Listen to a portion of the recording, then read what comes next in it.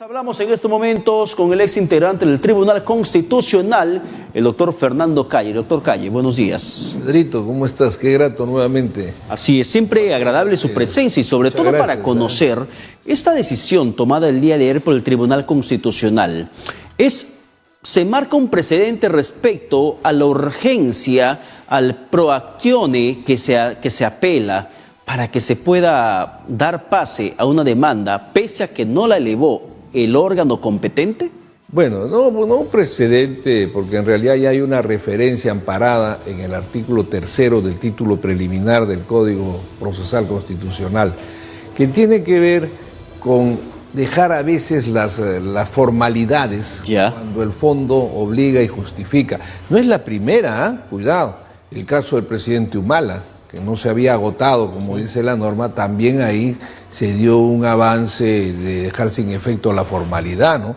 Y se actuó con mucha rapidez. Yo siempre he tenido observaciones en esa sentencia, pero al fin y al cabo es la máxima instancia, pero felizmente en ese caso no es un referente, digamos, doctrinal, constitucional ni vinculante, ¿no? Así que los jueces están en libertad de seguirla o no seguirla, previa explicación, por cierto. Siempre he señalado que para un juez corrupto, lamentablemente, o miedoso, podría justificar su actitud diciendo me baso en la sentencia del TC, ¿no? Porque si bien no es vinculante, no es doctrinal, es un referente que puede servir para ello. En este caso, lo único que se ha resuelto, ya lo habíamos dicho aquí, si tú te acuerdas, sí, dijimos de que esto sí probablemente se iba a admitir. El tema no es la admisión, ¿no? El tema es el fondo. El tema es el fondo. Ahora, la admisión quiero ver la resolución, porque dijimos que lo que tenía que pelear un poquito entre ellos en la redacción, que deben estar en eso de la resolución, es que no se interprete que estás reconociendo al presidente o al Congreso en sí, porque entonces ya estaría resuelto el tema si fue inconstitucional o no. Pero además de eso termina rechazando esta cautelar que también presentó Pedro Lachea para que se pueda restituir las funciones del Congreso. Era necesario, porque si no entonces ya no había. Además, fíjese usted, en eso estoy perfectamente y felicito al tribunal, alegra que nos haya hecho eco al pueblo, a todos los humildes abogados que reclamamos que se vea con prontitud esto, porque necesita una explicación el país, ¿no? ¿Pero qué tendría que pasar con las elecciones? Porque yo vengo escuchando, doctor Calle, un miembro al ponente. Claro, pero el ponente es una posición nomás. No diría que va a resolver, pero el ponente tiene mucho en sus manos, ¿no? Porque puede demorar la ponencia. O sea, él lo ha dicho con tanta seguridad que, bueno, aunque varias veces también hemos escuchado otras cosas, pero en este caso el ponente ha dado la tranquilidad de decir va a haber elecciones, entonces que las elecciones no se ven alteradas. Eso tiene dos mecanismos, porque se supone que tiene el Ejecutivo 30 días, cuando lo notifique. Puede hacerlo al día siguiente, sí, porque un Ejecutivo que está preparado, que sabe lo que ha hecho, no tiene por qué demorar y absolver Pero en juegos políticos puede dilatar de presentar el último día. Si lo presenta en 30 días, sume usted, 30 días útiles, de lo que estamos pasando ya diciembre. Recibido en diciembre, el Pleno del Tribunal señalará fecha para la vista, que tiene que ser en Arequipa, porque así dejamos nosotros, digamos, en el tema que hubo debate sobre la sede principal, que es Arequipa, y que los arequipeños con buen criterio se levantaron. Ellos saben mi cariño, yo fui uno de los que dije no tengo problema de vivir en Arequipa porque la Constitución decía así, pero se moduló una resolución que lo recibieron a bien de que sea la sede histórica y todas las causas de tipo constitucional o sus semejantes en el sentido como las competenciales se ven en Arequipa, pues en la medida que lo dejamos así, parece que sigue siendo esa ruta, ¿no? Entonces tiene que señalarse a la vista de la causa para que se vea en Arequipa. Puede ser antes, no olvidemos que estamos en fiestas navideñas, el tribunal suele entrar en receso, digamos, o vacaciones por Navidad en alguna X fecha. Si lo hacen antes, no hay problema, a la vista.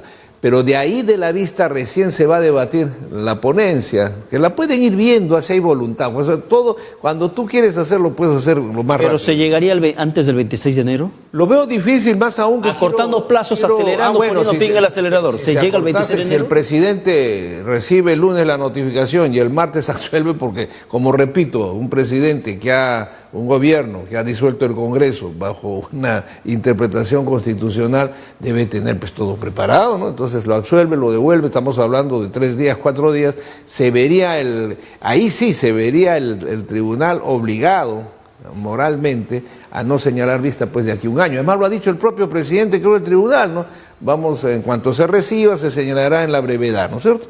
Entonces, imagínese usted, si el presidente de la República, como debería ser, porque tiene que dar una imagen al país también que no está jugando y que sabe, y su tranquilidad que demuestra es porque tiene la razón, ¿no es cierto? Pero ahora, doctor Calle, respecto a todo esto, ya el tema de los plazos queda bastante claro, depende mucho de las partes que puedan responder al tiempo oportuno para que se pueda agilizar y conocer... Y el tribunal en cuanto al presidente. Exactamente, y conocer en el menor tiempo posible la decisión del Tribunal Constitucional. Sin embargo, esa decisión del Tribunal Constitucional, ¿sobre qué va a girar? Va a girar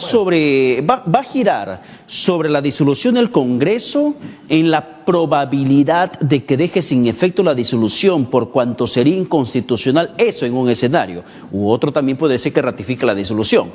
¿O va a girar en torno a una cuestión de confianza que tendría que comenzar a regir a partir de la fecha en adelante, ya no retroactivo? Son 3 aspectos, creo, que han planteado. El primero, la interferencia competencial en la facultad del Congreso para elegir a los miembros del tribunal. Así lo ha interpretado la demanda el Ejecutivo. Pero yo creo que eso no va a ser cuestión de 10 minutos de debate, porque en ningún momento el Ejecutivo ha interferido ni ha tocado el tema de la elección. Ha respetado, lo ha dicho, y respeta totalmente como corresponde, porque la facultad es del Congreso elegir a los miembros del Tribunal Constitucional. Segundo, el voto de confianza. Ahí viene, no se olvide usted que había un antecedente que, bueno, mareó un poco en el momento, pero decía que el voto de confianza se podía pedir sobre cualquier cosa. Entonces de ahí empezó un magistrado a decir, es liberal, otro dijo, no hemos... Bueno, entonces ya entraron, esta es la oportunidad. Blume dijo que nunca se pronunciaron sobre ese tema. Pero entonces, siempre deben cuidarse bien en la redacción, porque no hay que dejar margen. En un país tan como el nuestro, con tanto problema, mejor es que se ponga. Hans Kelsen decía una verdad, el maestro de las Cortes Constitucionales, que se creó justamente en Austria. Decía, cuando hay una gente, una constitución que exige mejor es dejarle lo más claro posible para que no estén, hay que precisar. Así que el nuevo Congreso tiene la oportunidad y la obligación de aclarar ciertas cosas y hacer varias reformas constitucionales. Pero en el caso de declaraciones, el tribunal, le reitero, doctor Calle, el Tribunal Constitucional se terminaría pronunciando, por eso, mire, haciendo ajustes a la cuestión de confianza o con la probabilidad de que termine anulándose la disolución del Congreso. El tribunal tiene que determinar si el Congreso, mejor dicho, si el Ejecutivo, el presidente del Consejo de Ministros, puede pedir un voto de confianza al Congreso sobre una ley de reforma constitucional. Eso tendrá que precisarlo bien claro, ¿no? Entonces, ese es uno de los motivos de los cuales se habría cometido una infracción y una violación, ¿no es cierto? Porque lo primero ya está descartado. El tercero, que es el más inquietante, creo, para el mundo jurídico, por lo menos asumo yo a título personal, de repente otras mentes no, pero a mí me inquieta lo del voto fáctico, ¿no?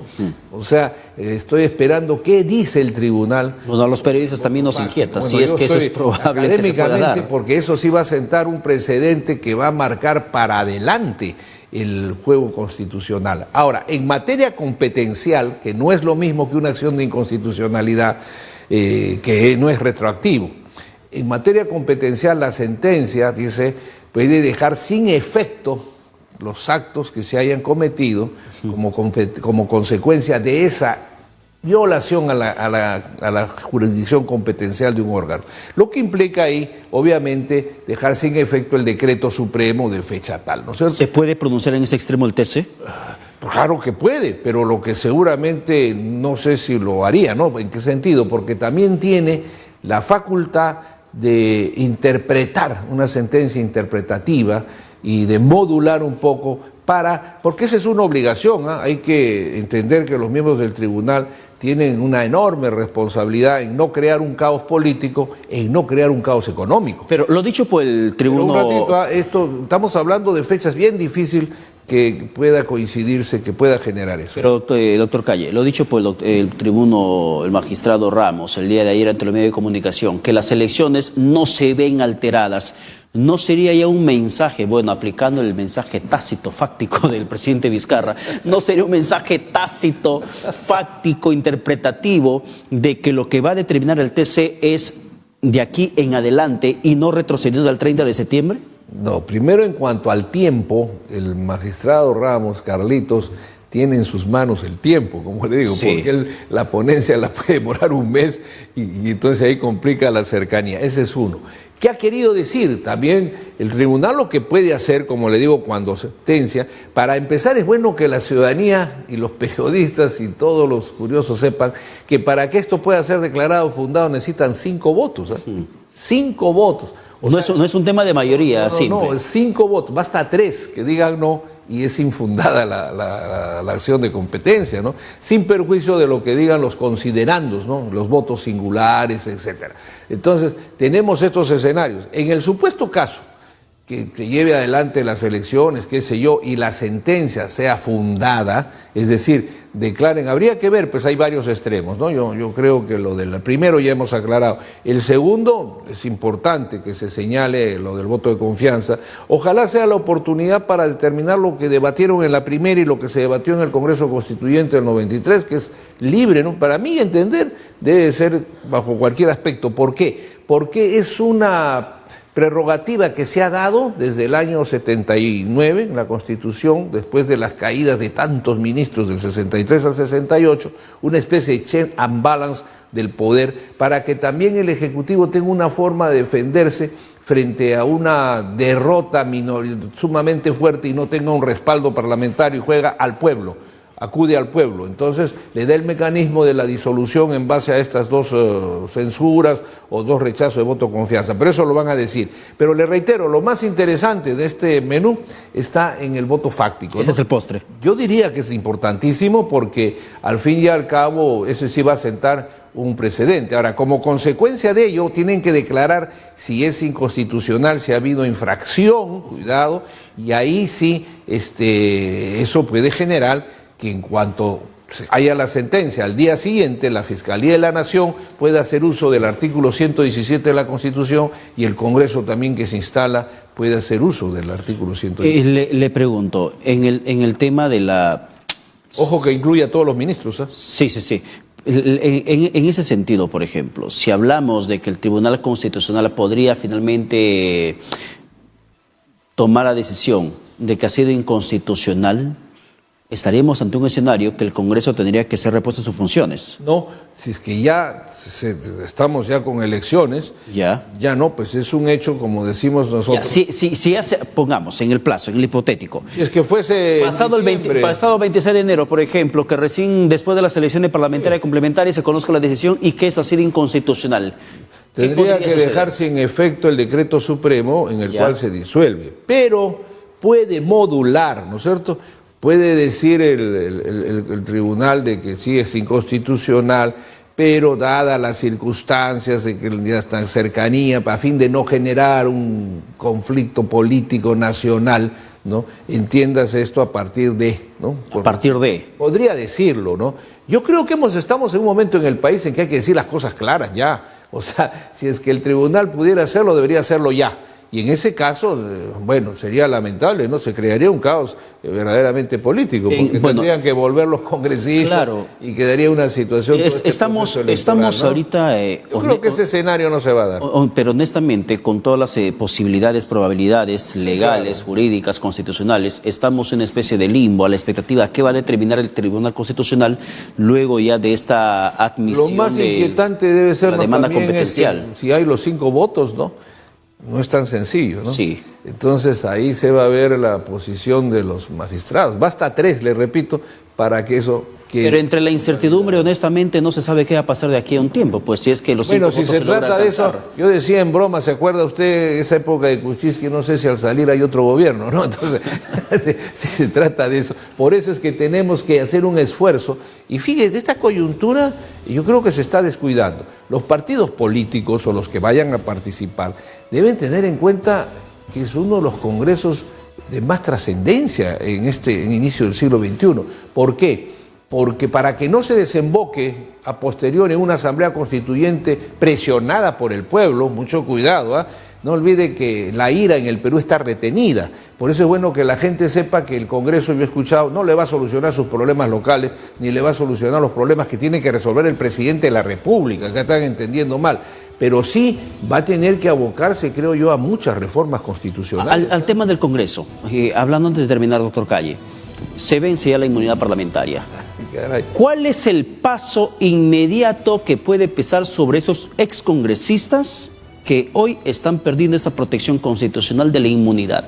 Bueno, mire usted, hay algunos casos como que todos también estamos atentos, curiosos, por lo que dijo el fiscal del norte, ¿no es cierto?, de Chiclayo. Fiscal Carrasco. Creo que eso llegó ya a la Fiscalía de la Nación, se lo había presentado el fiscal Carrasco.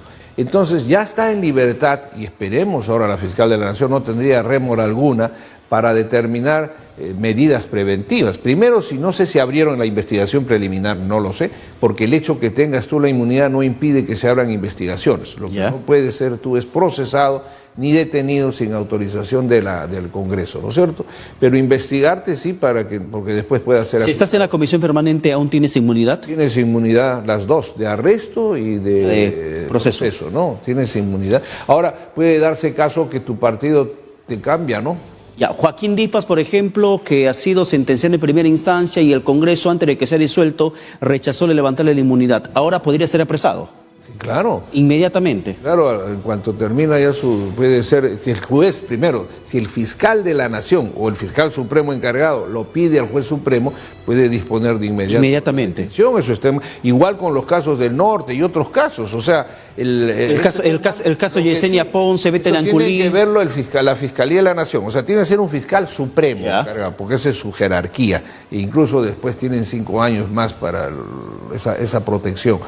Los miembros del tribunal también, Entonces, cuando eso se presente, indudablemente que ahora sí va a ver el pueblo a la fiscalía actuar. Ahora sí no hay pretexto de decir la inmunidad, esto si no puede inmediatamente disponer de detención preventiva. Lo que no puede naturalmente es más adelante iniciar el proceso sin antes no haya una acusación constitucional. Pero las medidas preventivas de investigación, incautaciones de bienes, impedimento de salida del país, que sin embargo sí se podía, pero la detención, que es la más importante, pueden realizarla, ya debe, a lo mejor como tiene una responsabilidad tan profunda con el país, la Fiscalía, el Ministerio Público quiere demostrar de que sí está a la altura de la confianza de la lucha contra la corrupción, nos da las sorpresas mañana, ¿no? Porque puede tener esto y lo recibe el juez mañana y el juez aceptar las detenciones que crea necesarias, ¿no? Doctor Fernando Calle, muchas gracias por estar con nosotros. No, yo le agradezco a usted, pero deme un minuto, que yo quiero hacer un poco de esfuerzo de conciencia a la población. Fíjese usted, en este momento está viendo lo que pasa con los mototaxis. Estamos viendo en la selva central que hay gente que se está cortando en Iquitos las venas por una cuestión de hambre. Estamos viendo, cuidado, que la gente puede entrar en ira. Entonces yo le decía a usted que tengan mucho control con la Junta Nacional de Justicia, que es muy importante, por favor, y con el proceso de elección que viene. Yo estoy notando con entusiasmo que a lo mejor por ganar votos, con todo derecho, quieren poner en la lista pues a un conjunto de musicales y qué sé yo. Pero este es un proceso, no vaya a frustrarse la población. En este Congreso, sin duda que va a haber debates constitucionales muy profundos y de inmediato de investigación, que no frustren. Pueden ellos, al día que se instala la comisión correspondiente, levantar nuevamente esa protección que se le dio en el anterior Congreso a los fiscales, a los miembros del Consejo Nacional, hablar ya de un crimen organizado. Yo creo que la lucha más grave e importante con lo que estamos viendo, ustedes han visto que la corrupción ya no es aquí, pues es en el último municipio, en todo lado, esto está desplegado. Entonces la lucha contra la impunidad tiene que ser total. Yo rogaría, ya que es imposible la Alianza Nacional, no digo imposible, sino que no he tenido eco, creo, en una Alianza Nacional contra la impunidad, por lo menos que los que están postulando el país le exija a los jóvenes que se firme un compromiso de punto fijo de ciertos requisitos contra la corrupción, que se comprometan a hacerlo el primer día que se instale el Congreso, que empiecen a trabajar, ¿no? Porque si no, no sé qué va a suceder. Seremos viendo más de lo mismo en todo caso. Sería lamentable, ¿no? Sí. Porque el pueblo no da masa, cuidado con la ira nacional. Es igual con la Junta Nacional, cuidado que no pongan personas que en realidad el pueblo identifique para bien, porque la justicia es lo más delicado que tiene nuestra república y la que es la madre de la protección de la corrupción. Si eso no se controla, cuidado, no se olviden el Bogotazo, el 91 que se tomó la Corte Suprema en Colombia, generó la Constituyente el 91. Bien. Los pueblos tienen derecho a reaccionar. Bien, doctor Calle, muchísimas gracias. Yo le agradezco a usted, Pedro. Hasta la Gracias por estar con nosotros. Vamos a la